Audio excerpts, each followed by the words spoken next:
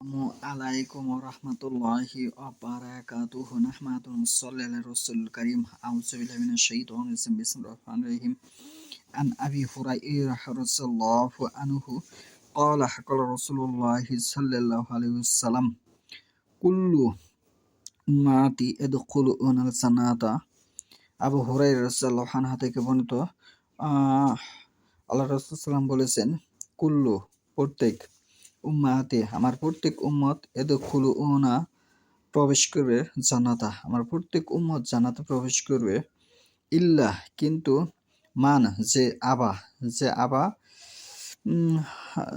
সে প্রবেশ করে না আবা যে সে প্রবেশ করে না কালো সাহাবীরা জিজ্ঞেস করতেছে ওয়ামান কে ইয়া আবা কে ইয়া রাসূলুল্লাহ সাল্লাল্লাহু আলাইহি ওয়াসাল্লাম কালা আল্লাহ রাসূল সাল্লাল্লাহু বলতেছে মান যে আত আনি আমার আনুগত্য করে দাখাল জান্নাহ সে জান্নাতে প্রবেশ করবে আমান আর যে আস আনি আমার অবাধ্য হয় ফাকাত আবা সে হচ্ছে আবা।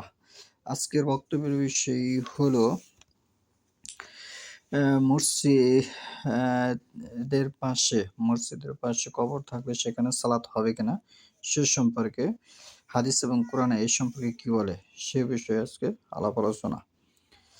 এ বিষয়ে 12টি হাদিস সিয়াসিত্তা সহ সহিহ কিতাবে প্রণীত হয়েছে, অসংখ্য তাফসিরে এসেছে বিভিন্নভাবে, সেখান থেকে আমি কয়েকটি হাদিস উপস্থাপন করব। 1 নম্বর 8 নম্বর জাবির রাদিয়াল্লাহু থেকে হাদিসটা আমি উপস্থাপন করব। নাহা নিষেধ করেছেন রাসূলুল্লাহ সাল্লাল্লাহু আলাইহি ওয়াসাল্লাম। জাবির রাদিয়াল্লাহু আনহু থেকে হাদিসটি বর্ণিত হয়েছে, তিনি নাহা শব্দ ব্যবহারে নিষেধ করেছেন। রাসূলুল্লাহ সাল্লাল্লাহু আলাইহি ওয়াসাল্লাম নিষেধ করেছেন। আই ইউ জাসাল কাবুরু ওয়া ইউ আহাদা আলাইহি ওয়া ইউম না আলাইহি রাহুল মুসলিম। রাসূলুল্লাহ সাল্লাল্লাহু আলাইহি ওয়াসাল্লাম নিষেধ করেছেন কবর পাকা করতে, সেখানে বসতে ও তার উপর সুরুদ নির্মাণ করতে। হাদিসটি পাবেন আপনি মুসলিমের 970 নম্বর হাদিস। এখন আমরা যাব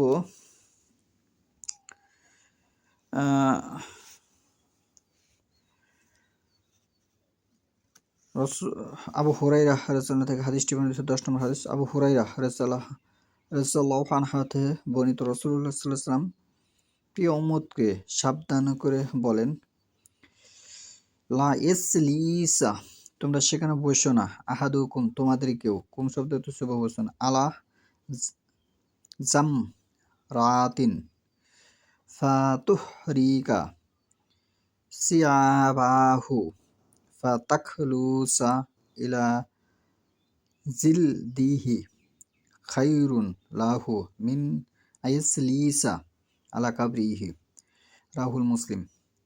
হাদিসটি মুসলিম শরীফ 971 নম্বরে।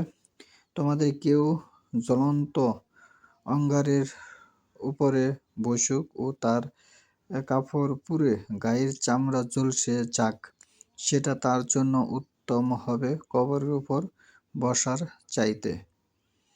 মুসলিম শরীফ জানাজা অধ্যায় অনুচ্ছেদ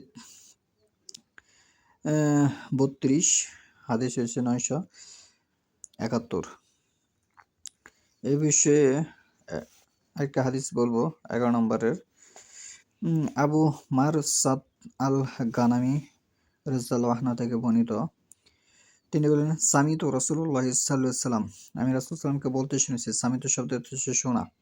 ইয়াকুলু তিনি বলেন, লা তুসাল্লু তোমরা সালাত আদায় করো না, লা হইছে না, সাল্লু হইছে সালাত, ইলাল কাবুরু কবরের দিকে ফিরে, ওয়ালা তাসলিসু আলাইহা এবং সেখানে তোমরা বসো না। হাদিসটি পাবেন আপনি মুসলিম শরীফ 972 নম্বর হাদিস, অধ্যায় 11 অনুচ্ছেদ 32। আব্দুল্লাহ ইবনে আব্বাস রাদিয়াল্লাহু আনহু হতে বর্ণিত, রাসূলুল্লাহ সাল্লাল্লাহু আলাইহি ওয়াসাল্লাম ইরশাদ করেন, আব্দুল্লাহ ইবনে আব্বাস হচ্ছে রাসূলুল্লাহ সাল্লাল্লাহু আলাইহি ওয়াসাল্লামের ছোট চাচা। লা হইছে না, তু সাল্লু তোমরা সালাত আদায় করো না, ইলা হইছে দিকে, কাবরি হইছে কবরের দিকে ফিরে, ওয়ালা আর না, তো সাল্লু আলা কবরি, কবরের উপরে সালাত আদায় করো না। তোমরা কবরের দিকে ফিরে সালাত আদায় করো না এবং কবরের উপরে সালাত আদায় করো না। সহিহা হাদিসটি 1016। সহিহা হাদিসের নাম। আমরা এই বিষয়ে যাব বিভিন্ন ওলামায়ে কেরামের কি মতামত, তারা কি প্রকাশ করেছেন সে সম্পর্কে জানব। আমরা মনে করি কবরকে কেন্দ্র করে যদি মসজিদ নির্মাণ করা হয় এবং সেটি কবরের উপরে না করে পাশে নির্মাণ করা হয়, তবে সেটিও উক্ত নিষেধাজ্ঞার মধ্যে শামিল হবে। ইবনু হাজার আর আমির আনসারী, ইমাম শাফি এবং প্রমুখ অনেক বিদ্বানগণ কবরকে মসজিদ হিসেবে নির্মাণ করার অর্থ কবরের উপরে ও কবরের দিকে ফিরে সালাত আদায় করা। তাহজিফ 21-22 পৃষ্ঠা। অতএব মসজিদের সামনে হোক বা পিছনে হোক বা পাশে হোক বা দূরে হোক, কবর কেন্দ্রিক মসজিদে বরকতের উদ্দেশ্যে সালাত আদায় করলে তা বাতিল হবে, কেননা এরূপ মসজিদে সালাত আদায় রাসূলুল্লাহ সাল্লাল্লাহু আলাইহি ওয়াসাল্লাম নিষেধ করেছেন। আর না জেনে বা বরকতের নিয়তে না পড়লেও সালাত মাকরুহ হবে, কারণ এতে ইহুদিদের অনুকরণ হবে এবং তাকে দেখে অনেকে সেখানে সালাত আদায় করবে। তাছাড়া এর মাধ্যমে পুচিত মসজিদকে সম্মান করা হবে, যেটা আল্লাহর উদ্দেশ্যে নয় বরং কবরের উদ্দেশ্যে নির্মাণ করা হয়েছে, যদিও মুখে এটাকে আল্লাহর ঘর বলে দাবি করা হয়। মনে রাখা আবশ্যক যে মুনাফিকরা ঈমানদারগণকে ধোঁকা দেওয়ার জন্য কুবায় মসজিদ নির্মাণ করেছিল। রাসূলুল্লাহ সাল্লাল্লাহু আলাইহি ওয়াসাল্লাম সেখানে সালাত আদায় করেনি, বরং তা ধ্বংস করে জ্বালিয়ে দিয়েছিলেন, যা মসজিদে জেরারাহ নামে আখ্যায়িত, যার বিরুদ্ধে কুরআন আয়াত নাজিল হয়। সূরা তওবার 107-8। আল্লামা ইবনুল মালিক হানাফি, মোল্লা আলী কারি হানাফি, ইমাম ইবনে তাইমা প্রমুখ বিদ্বানগণ এসব মসজিদে সালাত আদায় করতে নিষেধ করেছেন, কারণ এসব মসজিদ কবর ব্যক্তির সম্মানে সেখানে প্রার্থনার উদ্দেশ্যে নির্মিত হয়েছে।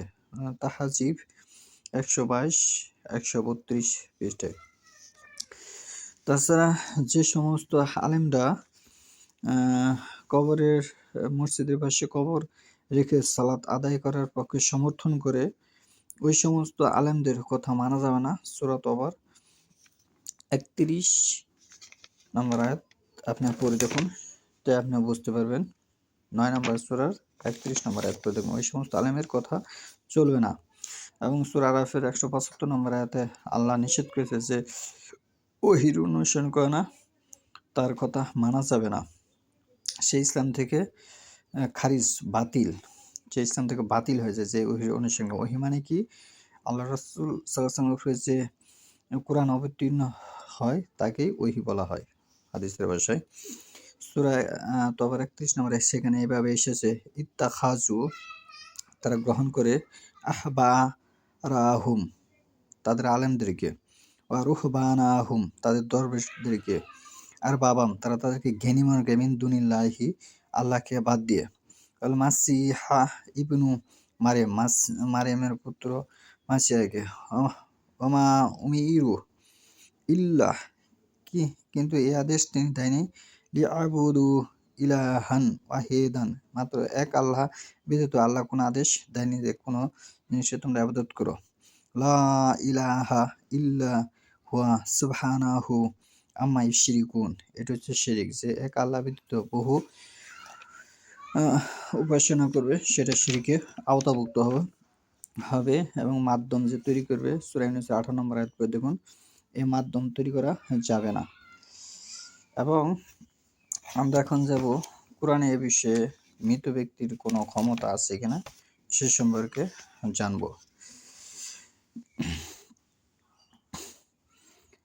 ইন্নাকা লা তুসমিউল মাউতা ওয়ালা তুসমিউ সুম্মা দুআ ইজা ওয়াল্লাউ মুদবিরিন।